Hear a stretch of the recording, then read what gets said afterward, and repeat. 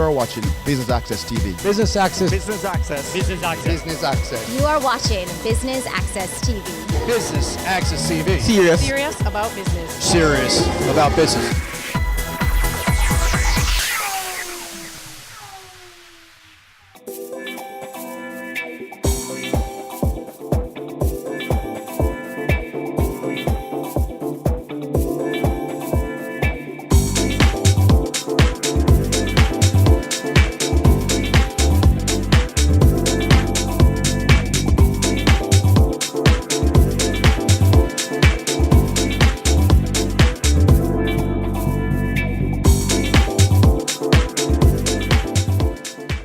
Partners all in this great, most exciting, most rewarding, and today regarded as the #1 industry in the world, tourism.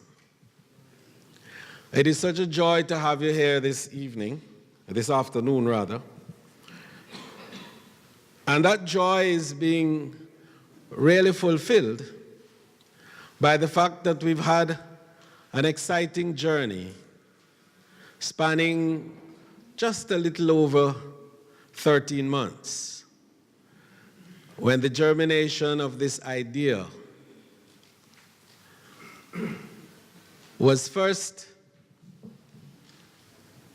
to begin with, thought through in London, and started a conversation about how do we deal with global disruptions, their impact on vulnerable states that are tourism dependent in particular. And in general, is there a response? Is there a means by which information, communication, knowledge can be disseminated and dispersed on a timely, indeed in real time, in nano time, because that's the difference between life and death when these disruptions come. And so I wanted to embrace them in this inaugural event because it is out of that small step that has become what we hope to be this giant repository of knowledge, information, best practices, and huge opportunities for vulnerable states to be able to track, to identify, to manage, to recover, but most importantly, to thrive after recovery from mega global disruptions. And so I wanted also to embrace another gentleman who is in the audience and who was the Secretary General then of the United Nations World Tourism Organization, Dr. Talib Rifai,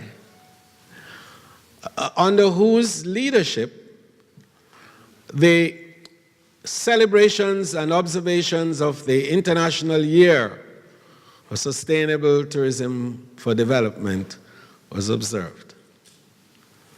And then Jamaica was given the honor of hosting the first ever global conference on job creation and inclusive growth, a public-private partnership.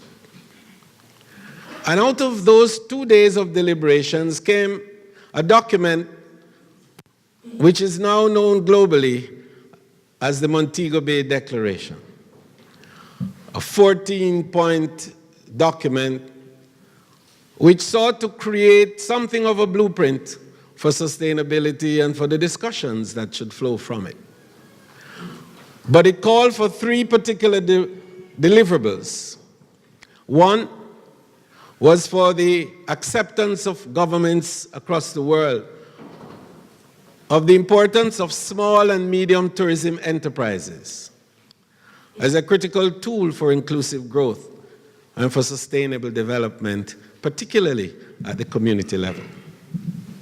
And secondly, for the establishment of a global tourism resilience and crisis management center. And thirdly, to encourage governments of the world, particularly those within tourism-dependent regions, to embrace the principle of multi-destination tourism as a critical tool to drive greater efficiencies and to create economy of scale so as to enable greater level of connectivity, particularly air connectivity between markets and destination. Today we launch the first ever Global Tourism Resilience and Crisis Management Center. The third is a work in progress. And only this afternoon, in pursuance of that multi-destination arrangement, particularly for the countries of the Northern Caribbean, Jamaica, the Dominican Republic, Cuba, have already signed MOUs in this regard.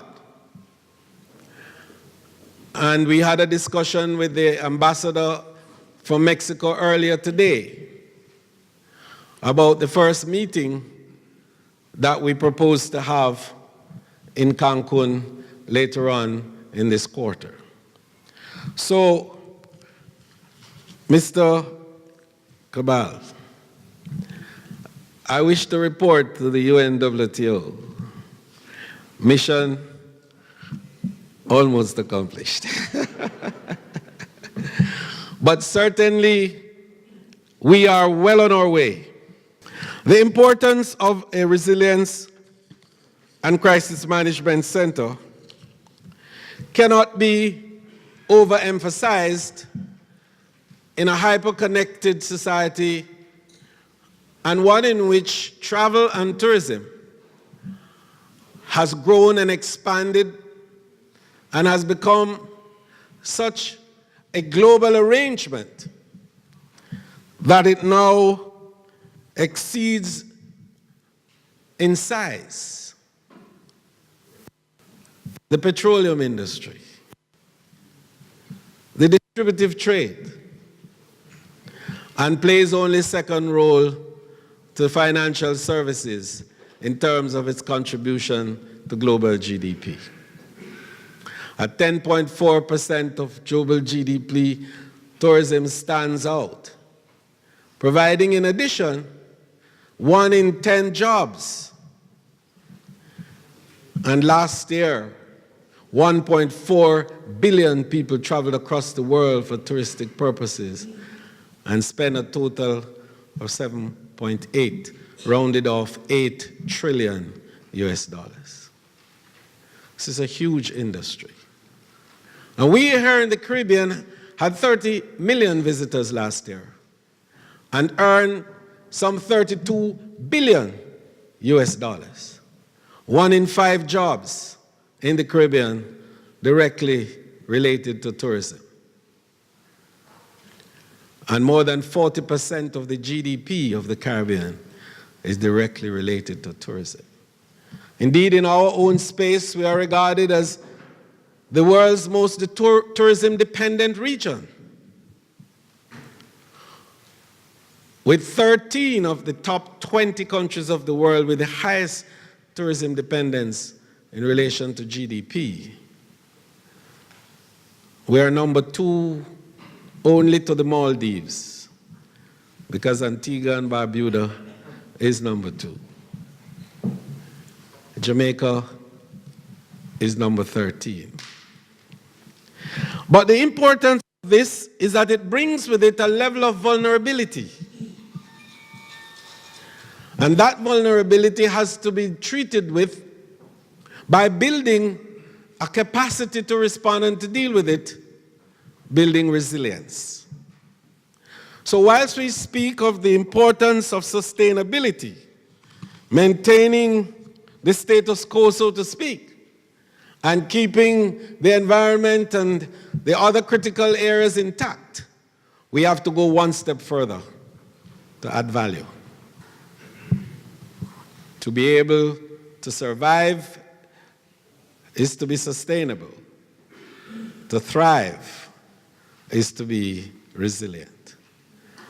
And so this center will focus very heavily on those critical elements that will make us thrive across the destinations of the world.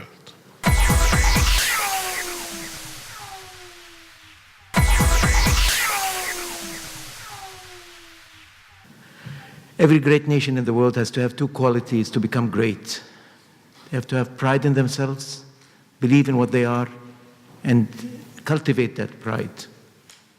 But they also have to have kindness, humility, and modesty combined with that. In Jamaica, Prime Minister, you always had by nature this modesty, humility, and kindness in receiving everybody. That's why you were a great tourism destination. But I believe truly, having known you, having seen this country for some years now, that you have installed the first part so amicably. The pride that Jamaicans have in themselves today is quite unique. You have a lot to do with it. You may not know this, but your name, your brand, your reputation around the world has become so amicable, has become so bright. Thanks to you, Prime Minister. Thank you for your good work.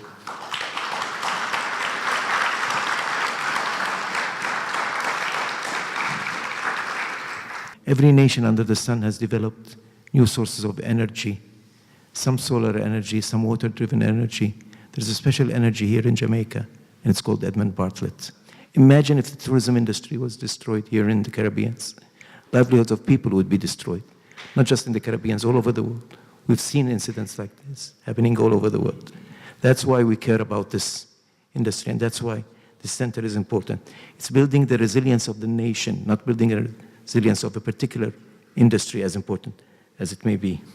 It all started in September of 2017 in China, in our General Assembly. If you remember Minister Bartlett, he came to whisper in my ears, what about establishing a center like this? You had just come out of one of those yearly disasters that you have so courageously accustomed to live with here. We were thinking of a Caribbean setup at the time. Then it moved to Spain, Malta, Amman, Berlin. And we have concluded it in December of 2017 here in Montego Bay, in this very same place, in announcing the creation of this center, that we want to do it. In less than 5 months, 6 months, we're doing it, my dear. 1 year of full work. Minister Bartlett, you deserve all the congratulations in the world. He asked me to become his co-chair.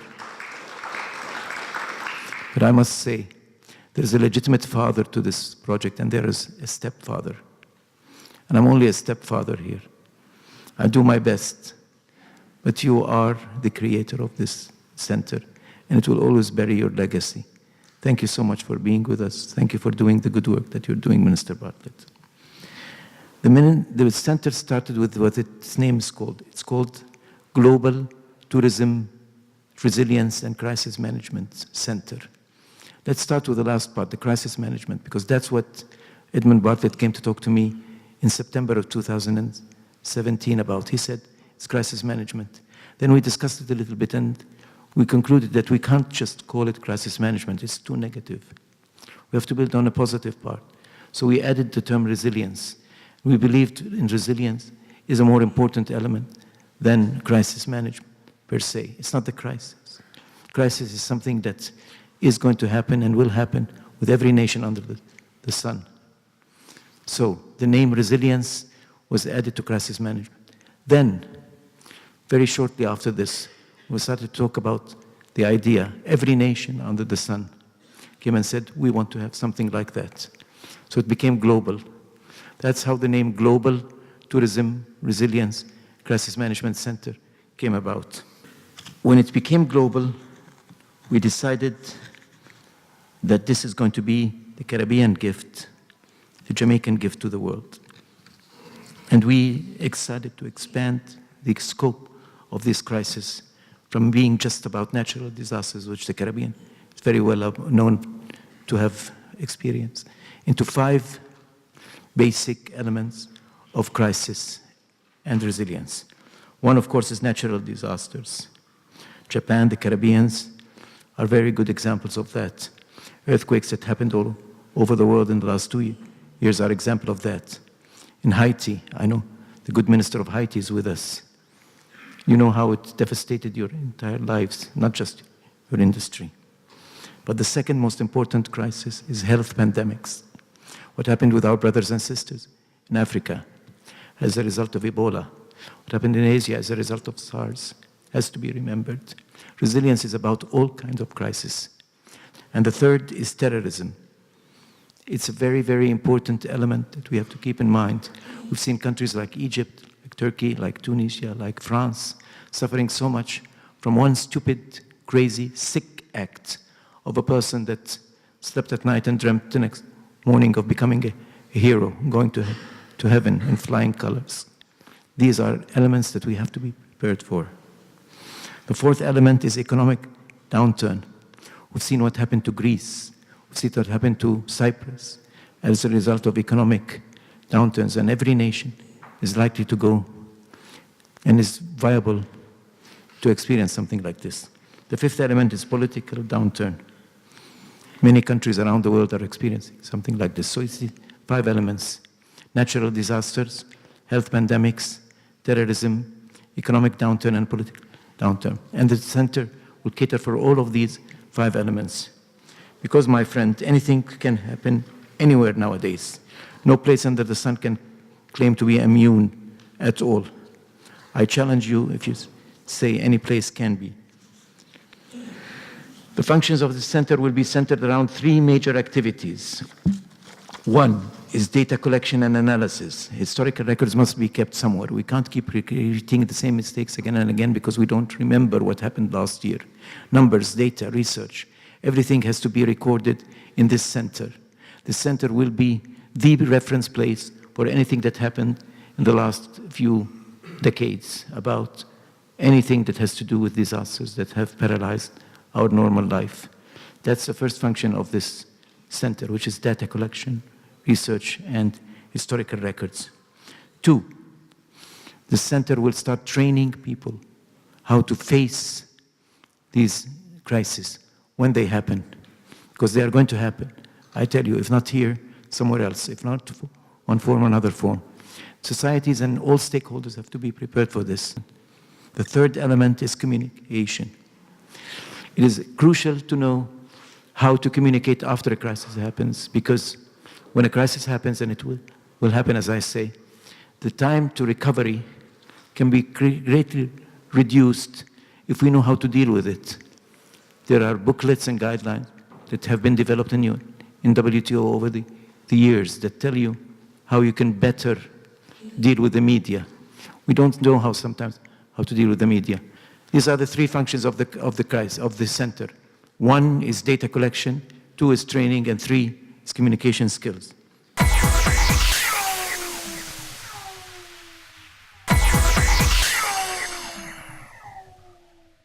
The center is going to be housed in accommodation at the regional headquarters of the University of the West Indies, and that is why I'm here.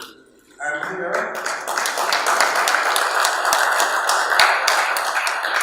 representing the Vice Chancellor, Professor Sir Hilary Beckles. Unfortunately, he had to travel. Didn't expect to travel at the time he accepted this invitation. So I'm bringing greetings to you on his behalf and on behalf of the staff and 50,000 students of the University of the West Indies. We have identified accommodation, and I have the keys to that accommodation with me, which I will hand over to the minister after these formalities. Now, you're probably wondering, why is it being located at the University of the West Indies? Is it just because Minister Edmund Bartlett is a graduate of the university? No, it's not. It's because of what the university has to offer. First of all, university is a global institution based in the Caribbean region. We have 3 campuses and 20 sub-campuses throughout the Caribbean. But we also serve the Caribbean people in its global diaspora, and they're everywhere in the world. So our mission is global. But our mission is global too because since we started 7 years ago, we have always had an international staff, international student body, and thirdly, as a small country, we have to influence global affairs if we're going to develop and to progress. Indeed, this university has contributed to global debates. In fact, the university has produced 3 Nobel Prize winners, 1 in economics, 1 in literature, and 1 in climate change.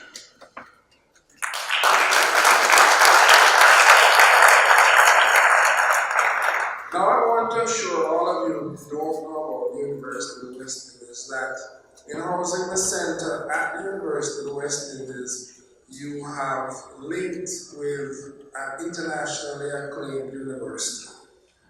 The university is ranked by the Times Higher Education ranking system as not only #1 in the Caribbean, but of the 24,000 universities in the world, the University of the West Indies is ranked in the top 5%.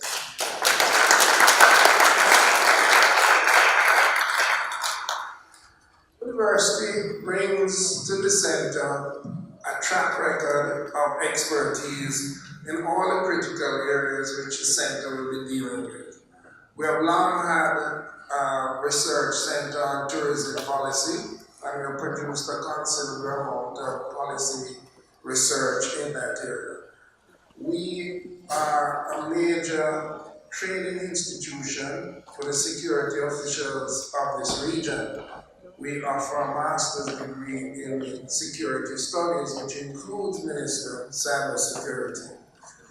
We have a long track record of disaster management because in this region we have been very prone to natural disasters. The university has been in the forefront of responding to that, not only crisis management, but in resilience.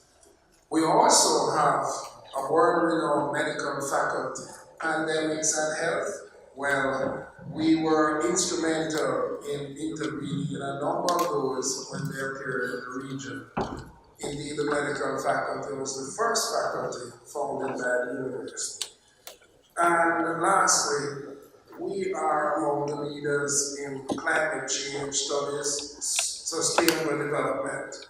All members of staff are part of the global network of officials which are drafting and implementing the Sustainable Development Goals at the multilateral level through the United Nations. So it is with great pleasure on behalf of Sir Hilary Nichols, the staff and students of the University of the West Indies, that we proudly accept and look forward to continuing to work for the Global Tourism Resilience and Crisis Management Center. Thank you very much.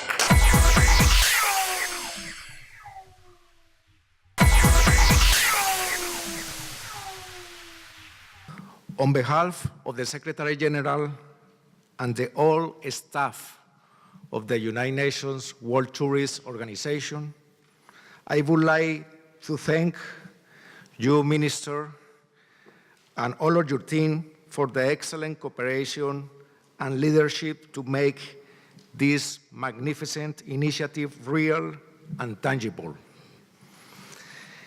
The growing international awareness of the fast pace of climate change and biodiversity loss taking place in our planet, together with the impacts that such change are having on the natural environment, on humans and their livelihoods, had become evident.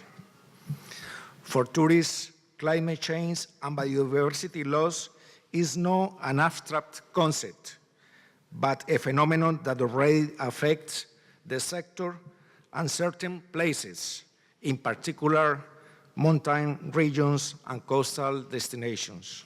In a small island state and developing countries where tourism is a major economic activity, any significant reduction in tourist arrivals will have serious employment impacts and a decline in economic and social prosperity. Nevertheless, the Global Tourist Resilience and Crisis Management Center is indeed a formidable breakthrough in the tourist representing hope for the Caribbean, often hit by natural disasters. After today's milestone, we can definitely say that tourism is a step further from vulnerability. Once again, dear Minister, thank you and congratulations for this splendid initiative. Thank you very much.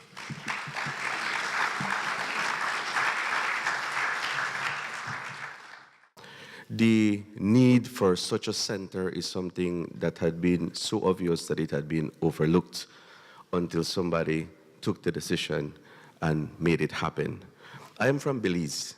Belize is in the Caribbean, Belize is Central American. Belize suffers from all of those disasters like all the rest of the Caribbean and Central America. And knowing that such a facility is being established in this region is something that I am very happy for myself and for the rest of the region.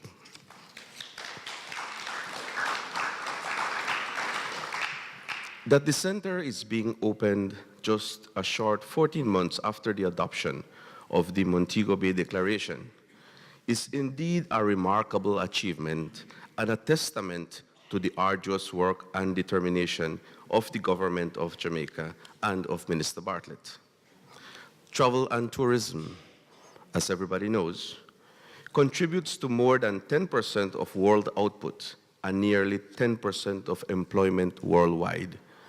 Over these last few days, I've also been learning some staggering figures about the importance of tourism. I always knew it was important, but the impact on the global economy is really, really eye-opening. The sector, nevertheless, remains vulnerable to threats, challenges, and disruptions of various sorts, perhaps overwhelmingly so to those related to climate change and natural disasters. The Organization of American States has long recognized with grave concern that the Latin American and Caribbean region represents one of the most vulnerable regions in the world due to the adverse impact of climate change. We also recognize that within this region, many small island developing and low-lying coastal states face severe threats to their survival and viability due to the effects of climate change and rising sea levels. For the OAS, the issue of resilience remains a critical one. The organization has played an integral role in supporting efforts to enhance resilience in the tourism sector in the Caribbean for many years. In the aftermath of the destructive 2017 hurricane season, and in the Caribbean, which saw destruction caused by Hurricane Maria in Dominica and Puerto Rico and Hurricane Irma on the island of Barbuda, the OAS at its headquarters in Washington, D.C., hosted a meeting with Caribbean leaders and with Sir Richard Branson, as well as several international institutions and private sector officials. This meeting sought to put together a broad-based, multi-sector coalition to mobilize private sector funding for climate change resilience initiatives in the region as the foundation for urgent action. Similarly, in November 2017, the OAS, in partnership with the George Washington University, organized a roundtable discussion on Caribbean tourism business recovery, solutions for a resilient future. The discussion aimed at identifying short and medium-term strategies to help the recovery of the tourism industry in those Caribbean countries most affected and sought commitments from partners who can contribute to an initial assessment of the status of the accommodation sector and rebuilding of the tourism industry. The OAS has also collaborated with the Caribbean Disaster Emergency Management Agency to produce the Multi-Hazard Contingency Planning Manual for the Caribbean tourism sector. The manual, which was originally prepared in 2008, remains an innovative disaster planning instrument, both in its design and in its content. Funded by the US Department of State, it was prepared to assist the tourism sector in preparing for, responding to, and recovering from those natural or man-made catastrophic events that could severely impact the Caribbean's tourism sector's physical infrastructure, employees and customers, and business resiliency.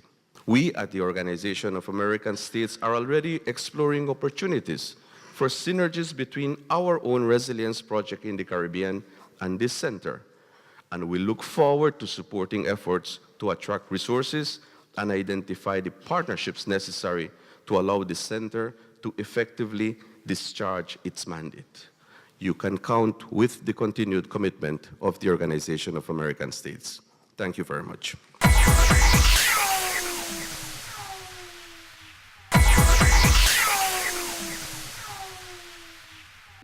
Over the last several years, governments and societies have become increasingly aware of the need to mainstream resilience strategies in their everyday operations.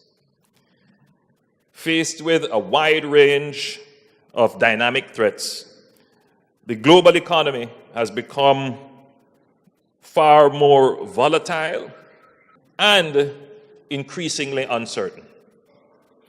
Consequently, policymakers across all economic sectors globally are facing unprecedented demands to ensure that strategies promoting resilience, mitigation, and adaptation are central to their agendas for achieving sustainable development. Of all major industries globally, arguably none faces greater exposure to disruptive forces than the hyper-connected tourism sector. The irony of the tourism industry, however, is that the tourism sector has also displayed this uncanny ability to recover quickly. So there is just something about tourism that is resilient. So it is the most exposed, but it has also demonstrated the greatest ability to recover. The most recent data provided by the UNWTO found that in 2018, the sector, that is the tourism sector, grew by 4.6%, and that was much faster than the global economy. For Jamaica over the last 10 years, our data shows that our tourism industry grew by 36%. That's amazing. While the rest of the economy over the last 10 years, the overall economy grew by 6%. So tourism is the standout performer.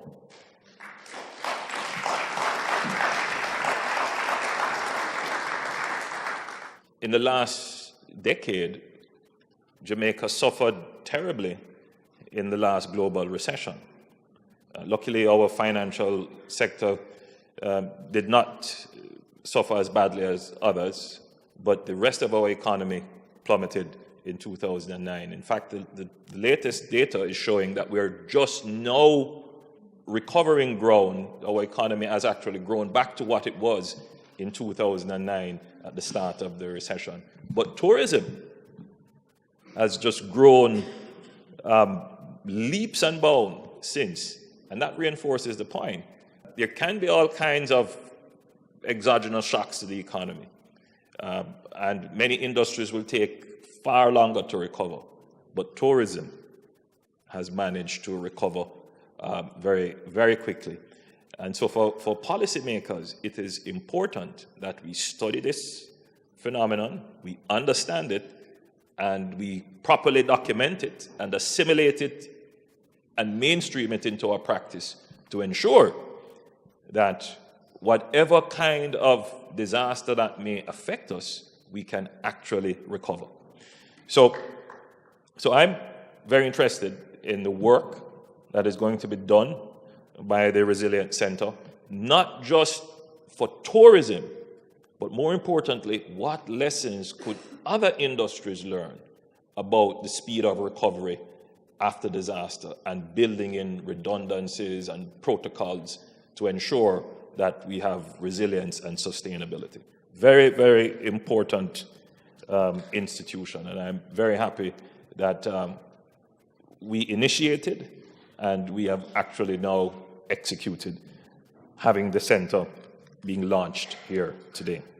At the heart of destination management is the notion of security. And in recent times, the issue of security has taken center stage. It's a delicate issue to manage. You can't say too much, but at the same time, you need to reassure the public about the safety of the destination. And the safety of the destination comes down to many threats: local crime, global terrorism,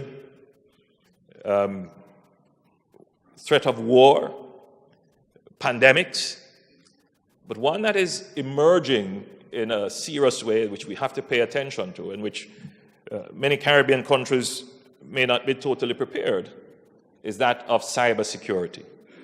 The cyberspace and the cyber frontier is one that we have to pay very close attention to, because the truth is that global travel is so much dependent on this whole business of the exchange of information. So the data of the traveling person is vitally important. And if that data is not protected or gets into the wrong hands or is stolen or used in nefarious ways, then you could virtually cripple the industry. Because it is not seen so much as a physical threat, sometimes governments underestimate. And certainly in the region, far more work needs to be done on the issue of the cyber security. And I'm pleased to report here that the government of Jamaica is taking this very seriously. We're taking the security of the country very seriously. We have developed Plan Secure Jamaica. And in this very city, you would have seen the impact of the decisions that the government has made in ensuring the security of our citizens and our visitors alike. There is no question that the entire tourism industry here in this city feels much safer than before. And the commendations that we have received and the encouragement that we have received is that we must find ways to continue improving the security, because this will improve the product. The other major threat which Jamaica pays close attention to is pandemics. And more, we're seeing how pandemics can have a significant effect on travel. Thankfully, the region has been spared major pandemics, but we're not taking it for granted.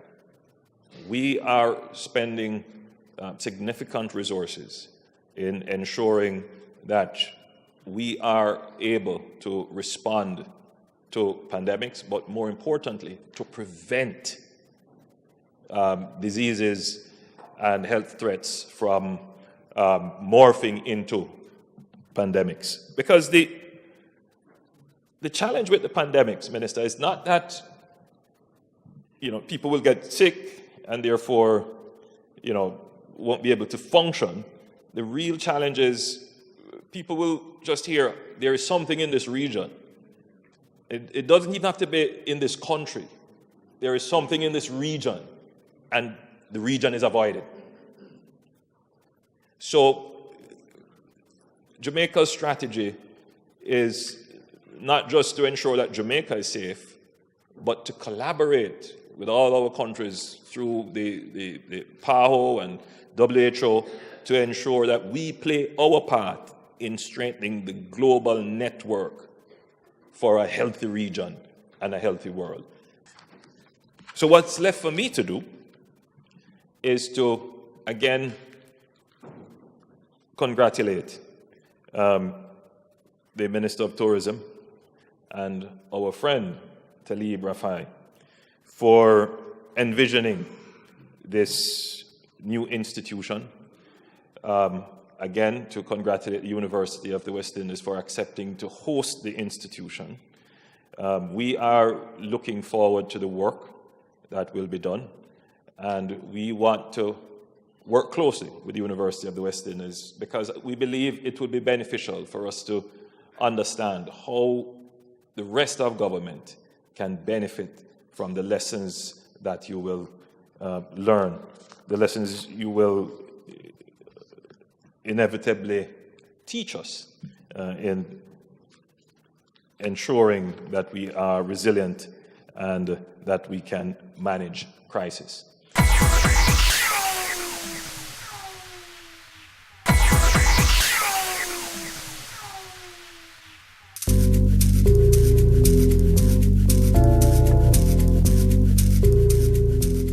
The launch was very timely, and the establishment of the center is something which is long overdue.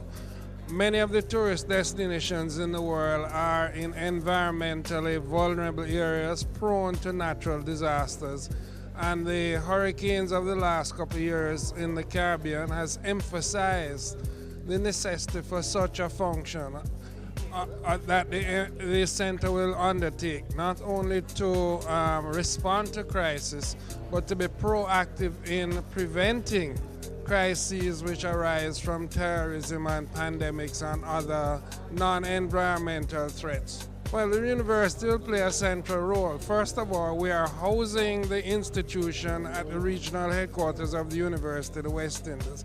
Secondly, it will draw on many of the strong aspects of the university's research and policy advice, such as health, security, climate change, sustainable development, economics, tourism, all of those. It's a partnership in which many countries, many organizations, many individuals are involved.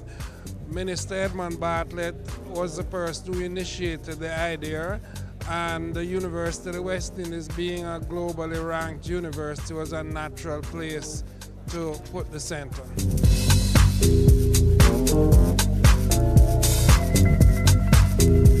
I'm Dr. Lloyd Waller. I'm the Senior Advisor to the Minister of Tourism and the Project Manager for this center, and one of the managers for the launch itself. But overall, my responsibility has been to identify the partners, deal with all the technical aspects of the project, all the policy aspects of the project, all the international relations and international negotiations, meeting with the different stakeholders, ensuring that all the stakeholders are aware and are on board with all of the activities that we're doing. And also, as the person who actually works at the University of the West Indies, I've also been the person who has been the liaison between the University of the West Indies and the Ministry of Tourism as it relates to the establishment of the centre at the University of the West Indies. To be quite frank, this is something I used to do when I worked with the United Nations, so it hasn't been a challenge for me. I've been using the templates and the models that I've been using when I was at UN, so it has not been a problem in that particular instance. Everybody is happy, everybody is very interested in participating in this particular initiative, largely as a result of the thematic areas, one of which is digital transformation, climate resilience, climate management, cybercrime, cybersecurity, entrepreneurial development, epidemic and pandemic. So these are areas that are of critical importance to the development, product and tourism specifically, and therefore it wasn't difficult to convince persons to actually come and partner with us. As a matter of fact, many of the partners actually reached out to us to say that we want to be a part of this, given the fact that no center of this nature exists anywhere around the world and there's a great demand for it.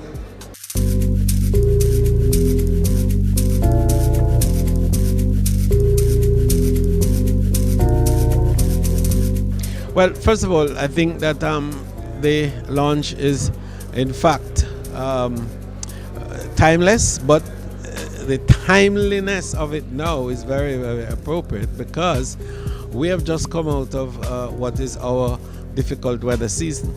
And thank goodness we didn't come out too badly. But the season before that, as you know, the Caribbean suffered tremendously.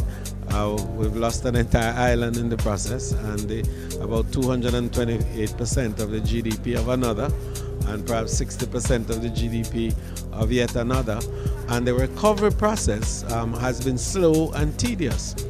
We've also had situations where, for example, Haiti had a mega earthquake, as you recall, from which they still have not even started to recover. So what it says is that the center could not have been launched too soon. I really feel very humbled that Jamaica is leading the global discourse in terms of providing support and more so institutional capacity building for countries that have suffered from mega disruptions. But I think the focus that we wanted to put on is more the vulnerable small island states that lack resources. When the big countries like the United States have attacks, they recover and recover fast. When small countries like Haiti and poor countries like Haiti have disruptions, they never recover. If indeed they do, it is at snail's pace. So we have to work as assiduously as we can to bring capacity, to create resilience among those countries that are highly vulnerable so that they can recover and recover quickly. And more importantly, as they keep saying, thrive, build better afterwards.